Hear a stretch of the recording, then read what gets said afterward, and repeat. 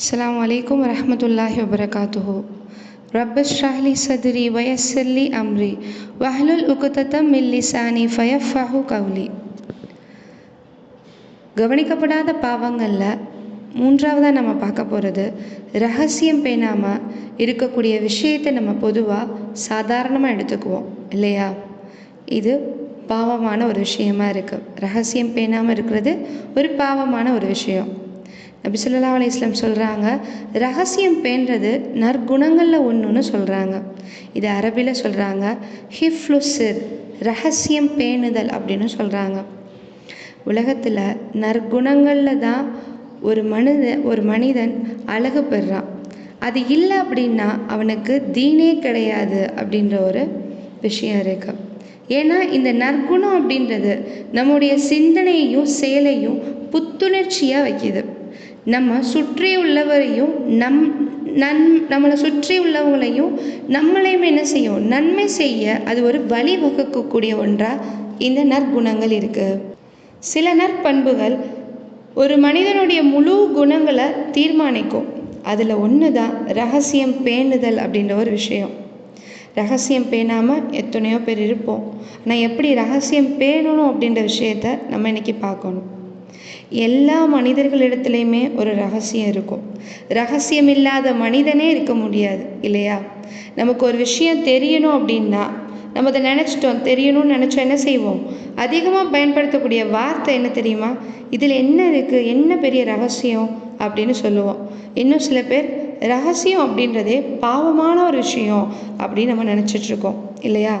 நபி ஸல்லல்லாஹு அலைஹி வஸல்லம் சொல்கிறாங்க, பாவம் என்று சொன்னால் உங்கள் மனதை அதை உறுத்தணும், மக்கள் அதை பார்ப்பதை நீங்கள் அதை வெறுக்கணும் அப்படின்னு சொல்கிறாங்க.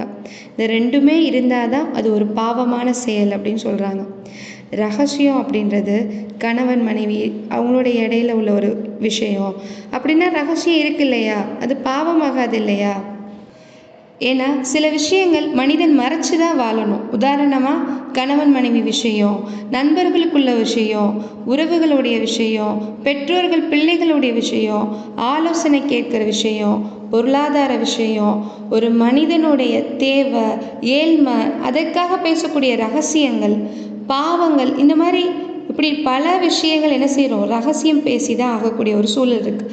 அப்போது அது மறைச்சு வாழக்கூடிய சூழல் சில விஷயம் இருக்க தான் செய்யுது. இஸ்லாமிய அறிஞர் ஒருத்தர் சொல்கிறாரு, நெருப்பு கங்கை பிடிக்கிறது என்னது ரொம்ப இலகுவானதுன்னு சொல்கிறாரு. ரகசியத்தை பாதுகாக்கிறது அது ரொம்ப பாரமான ஒரு விஷயம் அப்படின்னு சொல்கிறாங்க. எவ்வளோ பெரிய விஷயம் பாருங்கள். என்ன சொல்கிறாங்க புரியுதா? நெருப்பு கங்கை பிடிக்கிறது ரொம்ப லேசாக, ஆனால் ரகசியத்தை பாதுகாக்கிறது அவ்வளோ கஷ்டம்னு சொல்கிறாங்க. ரகசியத்தை பாதுகாக்கிறது கஷ்டமானது அப்படின்னா யார் அந்த கஷ்டத்தை ஏற்றுக்கிட்டு வெற்றி பெறாரோ அவங்க தான் மனிதர்களையே நம்ம நட்பு கொள்ள தகுதியானவங்களாக இருக்க முடியும் இல்லையா? இதற்கு ஒரு உதாரணம் சொல்கிறேன். இமாம் சுஃபியான் ரஹ்மத்துல்லாஹி அலைஹி சொல்கிறாங்க, நீங்கள் யாராவது நட்பு கொள்ளணும்னு நீங்கள் விரும்புகிறீங்க அப்படின்னா முதலாவதாக அவரோட நீங்கள் போய் பழகுங்க. கொஞ்சம் ரகசியங்களை அவங்கக்கிட்ட ஷேர் பண்ணுங்க. அதுக்கப்புறம் அவங்கள கோபத்தை அவங்களுக்கு உண்டு பண்ணுங்க. அப்புறம் பிரிஞ்சிருங்க. ரெண்டு பேருமே என்ன செஞ்சிருங்க, பிரிஞ்சிருங்க. அதுக்கப்புறம் ஒருவரை நியமித்து அவரை பற்றி அவங்கக்கிட்ட விசாரிக்க சொல்லுங்க. அவர் உங்களுடைய ரகசியத்தை பேணினார் அப்படின்னா அவர் தான் உங்களுடைய நண்பர். இல்லை உங்களுடைய ரகசியத்தை அவர் வேறு யார்கிட்ட போய் சொல்லிட்டாங்க, கேட்கக்கூடியவர்கிட்ட சொல்லிட்டாங்க அப்படின்னா அவர் நட்பு கொள்ள தகுதியானவராக இருக்க முடியாது அப்படின்ற ஒரு விஷயத்த சொல்கிறாங்க. இன்னும் ரகசியம் அப்படின்னா நம்ம நினைக்கிறோம் எல்லாருமே எல்லோரும் சேர்ந்து உட்காந்துருப்போம், அந்த நிலையில் ரெண்டு பேர் மட்டும் ரகசியம் பேசுகிறது அப்படின்னு நம்ம நினச்சிட்ருக்கோம். அதுதான் ரகசியம் அப்படின்னு நினச்சிட்ருக்கோம். இன்னும் ரகசியத்தில் பல ரகசியங்கள் இருக்குது. ஒருத்தவங்க பேசக்கூடிய ரகசியத்தில் எந்த கயிறுமே கிடையாது. இப்படி ரெண்டு பேர் மட்டும் தனியாக பேசிக்கிறாங்கல்ல, இந்த ரகசியத்தில் எந்த ஒரு கயிறும் எந்த ஒரு சிறப்புமே கிடையாது. ரகசியத்தை பாதுகாப்பது தான் சிறந்த குணம், சரிங்களா? எந்த அளவு அப்படின்னா உம்மு சுலைம் ரலியல்லாஹு அன்ஹா அவங்களுடைய வரலாறு சொல்லலாம்.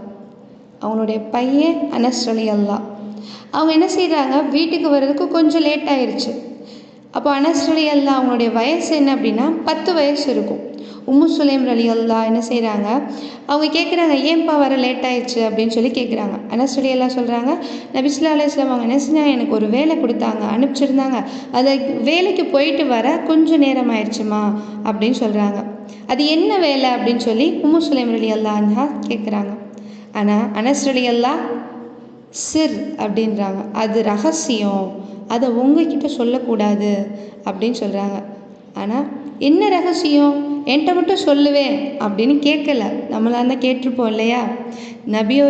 அவங்களுடைய நபி ஸல்லல்லாஹு அலைஹி வஸல்லம் ரகசியத்தை பேணி பாதுகாத்துக்கோங்க அப்படின்னு சொல்லி சொல்கிறாங்க.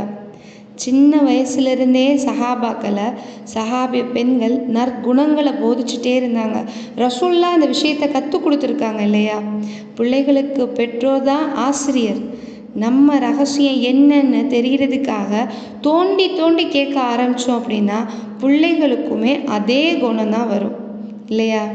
இன்னும் ரகசியம் அப்படின்றது ஒரு அமானிதம் அப்படின்னு சொல்கிறாங்க. நபி ஸல்லல்லாஹு அலைஹி வஸல்லம் அவங்களுடைய ரகசியங்களை பாதுகாக்கிறது ஒருவர் பாதுகாத்தாங்க. ஒருத்தவங்க யார் அப்படின்னா ஹுதைஃபியத்துல் யமான் அப்படின்ற ரலியல்லாஹு அன்ஹு. இந்த சஹாபா என்ன செய்கிறாங்க, பாதுகாக்கிறாங்க.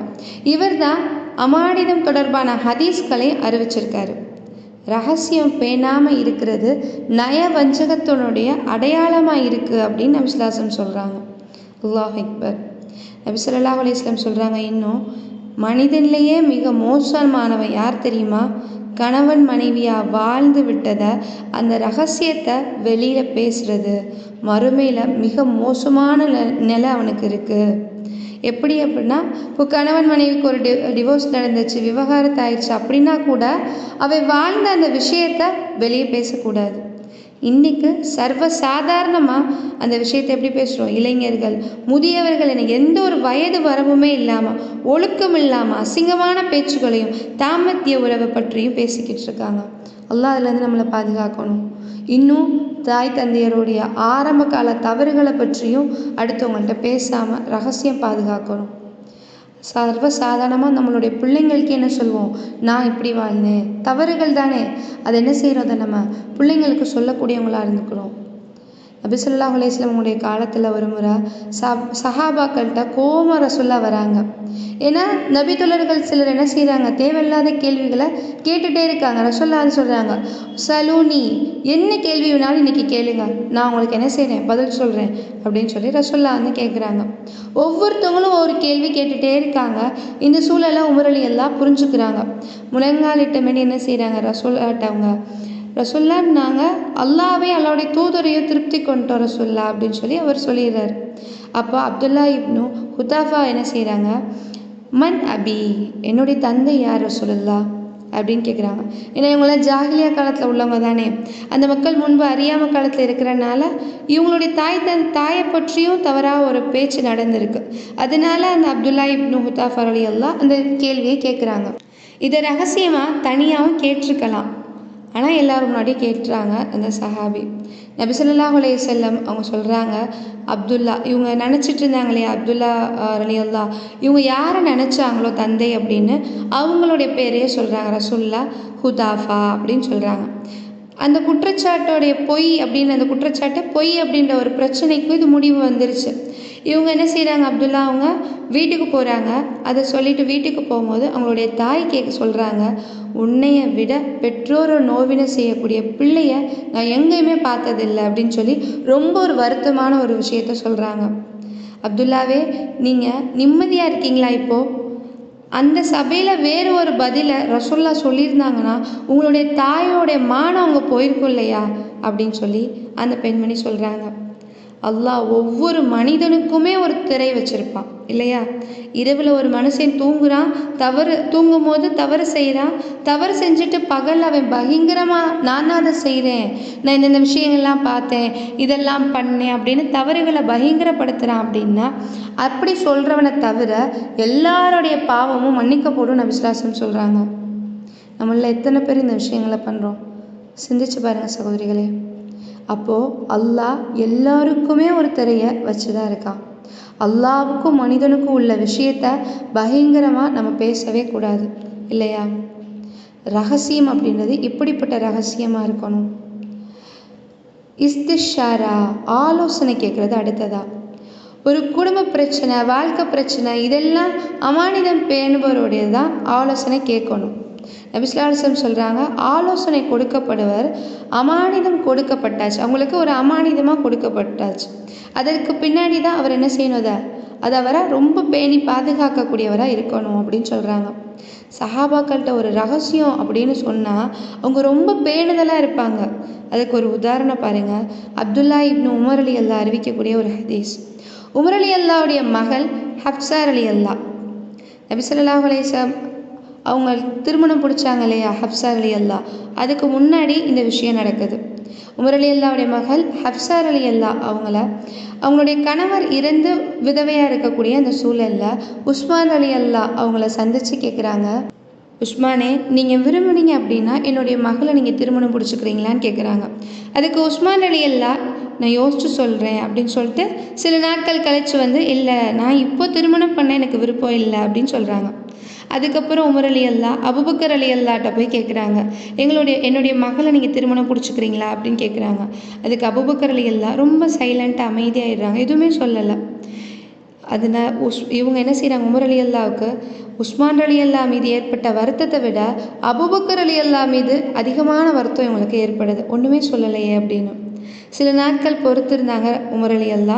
நபி ஸல்லல்லாஹு அலைஹி வஸல்லம் அவங்க என்ன செய்கிறாங்க, ஹப்சார் அலி அல்லாவை அவங்களே பெண் கேட்டு திருமணம் முடிச்சிடுறாங்க. அப்போது அபூபக்கர் அலி அல்லா உமர் அலி அல்லா பார்க்குறாங்க, நான் இந்த மாதிரி நீங்கள் கேட்கும் போது சைலண்ட்டாக இருந்தேன், அமைதியாக இருந்தேன், அது உங்களுக்கு ரொம்ப வருத்தம் கொடுத்துருக்குன்னு நினைக்கிறேன், அப்படி தானே அப்படின்னு கேட்குறாங்க. உமர் அலி அல்லா சொல்கிறாங்க, ஆமாம் அப்படின்னு சொன்னாங்க. ஹப்சாவை மனம் பிடிக்கிறத பற்றி நபி ஸல்லல்லாஹு அலைஹி வஸல்லம் என்கிட்ட ஏற்கனவே சொல்லியிருக்காங்க, அதனால தான் நபி ஸல்லல்லாஹு அலைஹி வஸல்லம் அவங்களுடைய ரகசியத்தை நான் வெளியே யார்கிட்டையும் சொல்ல நான் விரும்பலை, அதனால தான் நான் அமைதியாக இருந்தேன் அப்படின்னு சொல்கிறாங்க. அல்லாஹ் அக்பர். எப்படி அவங்க பேணி பாதுகாத்திருக்காங்க பாருங்கள். சஹாபாக்கள் மட்டும் ரகசியம் காக்கலை, நபி ஸல்லல்லாஹு அலைஹி வஸல்லமுடைய மகளும் ரகசியம் காத்திருக்காங்க. ஆயிஷா அலி அல்லா அறிவிக்கக்கூடிய ஒரு ஹதீஸ் புகாரிலே இடம்பெற்றிருக்கு. நபி ஸல்லல்லாஹு அலைஹி வஸல்லமுடைய மரண நேரத்தில் தன்னுடைய மகள் ஃபாத்திமா அலி அல்லாவை ரசூலுல்லாஹ் அழைக்கிறாங்க. காதில் ரகசியமாக முதல்ல ஒன்று சொல்கிறாங்க.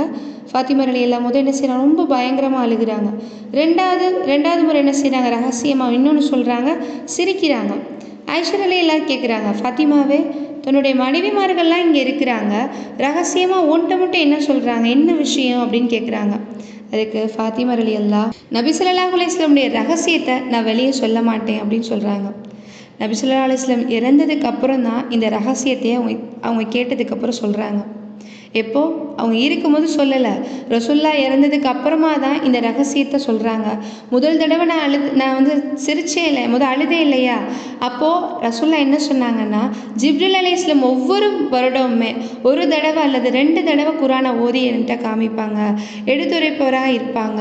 ஆனால் இப்போ ஒரே நேரத்தில் 2 தடவையுமே எனக்கு எடுத்து சொல்லிட்டாங்க, அது என்னுடைய தவணை மரணம் நெருங்கிருச்சு அப்படின்னு நான் நினைக்கிறேன் அப்படின்னு சொல்கிறாங்க. அதனால தான் நான் அழுதேன் அப்படின்னு சொல்கிறாங்க. ரெண்டாவதாக நான் சிரிச்சேன் இல்லையா, அப்போ என்ன சொன்னாங்கன்னா, சுவனத்தில் முஹ்மின்களான பெண்களுடைய தலைவின்னு என்ன சொன்னாங்க. நான் மரணிச்சதுக்கு அப்புறமா என்னுடைய குடும்பத்திலிருந்து நீங்கள் தான் வருவீங்க, முதலாவதாக என்னை சந்திப்பீங்க அப்படின்ற விஷயத்த சொன்னாங்க, அதனால் நான் சிரித்தேன் அப்படின்னு சொல்கிறாங்க. அல்லாஹ் அக்பர். ரகசியத்தை இப்படி பேணணும் இல்லையா. ரகசியம் பேணுதல் அப்படின்றது ஒரு நற்குணத்தில் ஒன்றா இருக்குது. நம்ம ரகசியத்தை நம்மளால் பாதுகாக்கவே முடியலை. ஒருத்தவங்க ஒன்று சொல்லாதன்னு சொன்னால் நம்ம கண்டிப்பாக அந்த விஷயத்த நம்ம சொல்லிட்டு என்ன செய்வோம், இவங்க சொல்லாதன்னு சொன்னாங்க அதனால நீ சொல்லாத யார்கிட்டையும் சொல்வோம். இது ரகசியமா? இது ரகசியமாகாது. எப்படி சஹாபாக்களும் சஹாபி பெண்மணிகளும் எப்படி பாதுகாத்தாங்களோ, நம்மளுடைய உயிர் இருக்கிற வரைக்கும் அந்த ரகசியத்தை நம்ம கண்டிப்பாக அதை பாதுகாத்து தான் ஆகணும். ரகசியத்தை பாதுகாக்கிறது நற்குணத்தில் ஒன்றுன்னு நபி ஸல்லல்லாஹு அலைஹி வஸல்லம் சொல்கிறாங்க. ரகசியத்தை பேணுதலை அல்லாஹ்வே விரும்புகிறான். யார் மற்றவர்களுடைய ரகசியங்களை குறைகளையும் வெளியே சொல்லாமல் ரொம்ப பேணுதலாக இருக்கிறாங்களோ அவங்களுடைய குறைகளை வெளியே தெரியாத மாதிரி அல்லாஹ் என்ன செய்கிறான், திரைமறைவில் ரகசியமாக மறுமையில் அல்லாஹ் நம்மளை விசாரிக்கிறான். அல்லாஹ் நம்மளுக்கு இந்த பாக்கியத்தை கொடுக்கணும். இப்படிப்பட்ட நற்பாக்கியத்தை பெற்று தரக்கூடிய ரகசியத்தை பேணக்கூடியவரா இன்ஷா அல்லாஹ் நீங்களும் நானும் இருக்க அல்லாஹ் நம்மளுக்கு உதவி செய்வானாக என்று துவா செய்தவளாக இந்த உரையை நிறைவு செய்கிறேன். அஸ்ஸலாமு அலைக்கும் வரஹ்மத்துல்லாஹி வபரகாத்துஹு.